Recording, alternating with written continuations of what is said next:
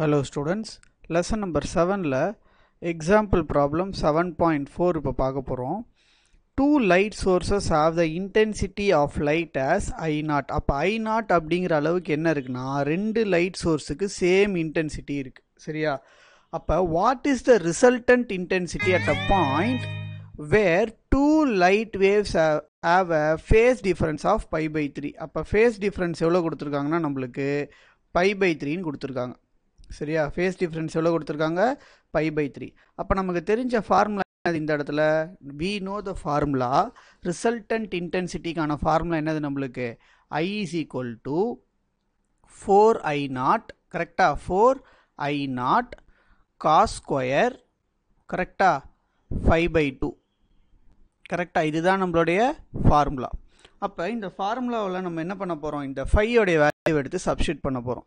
Substitute பண்ண என்ன கிடைக்குது பாருங்கள், எனக்கு I is equal to 4I0 கரெக்டாக 4I0 cos ஸ்கொயர் எல்லாமே அப்படியே இருக்கட்டும் கரெக்டாக. இந்த 5க்கு பதிலாக நம்ம என்ன எழுத போகிறோம் இப்போ பை பை 3. அப்போ பை டிவைடட் பை 3 இன்ட்டு 2 கரெக்டாக.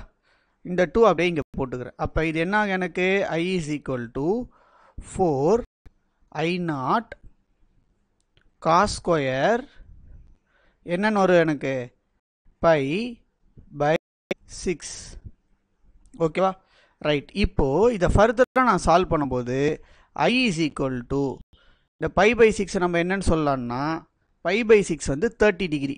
இந்த பை பை 6 வந்து என்னது பைனா எவ்வளோ 180. அப்போ 180 டிவைடட் பை 6 என்னது 6 1 சார் 6 6 3 சார் 18. அப்போ ஆன்சர் எவ்வளோ நம்மளுக்கு 30 டிகிரி கரெக்டாக. எவ்வளோ நம்மளுக்கு 30 டிகிரி. அப்போது இதை நான் இன்னும் ஃபர்தராக எழுதினேன்னா 4I0 கரெக்டாக காஸ் ஸ்கொயர் 30 டிகிரி கரெக்டாக. அப்போ காஸ் 30 உடைய வேல்யூ எனக்கு என்னது √3/2 கரெக்டாக. அப்போ I is equal to எனக்கு இது எப்படி மாறும் 4I0 கரெக்டாக √3/2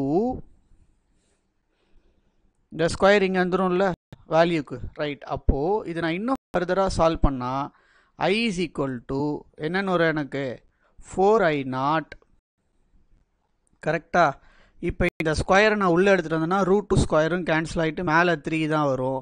கீழே எனக்கு என்ன இருக்கும் 2 2s are 4 ஆகும். 2 ஸ்கொயர் பிகம்ஸ் 4.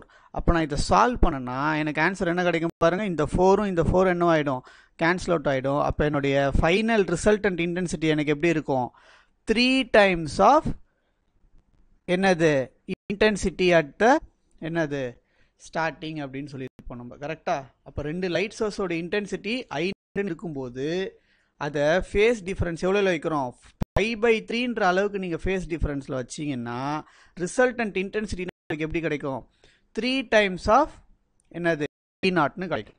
ஸோ ஒரு ரொம்ப முக்கியமான ஒரு ப்ராப்ளம், ரொம்ப சிம்பிள் ப்ராப்ளம். இதெல்லாம் வந்து எக்ஸாமில் கேட்டாங்கன்னா அழகாக நம்ம 2 மார்க்ஸ் இல்லை 3 மார்க்ஸ் எடுத்துடலாம்.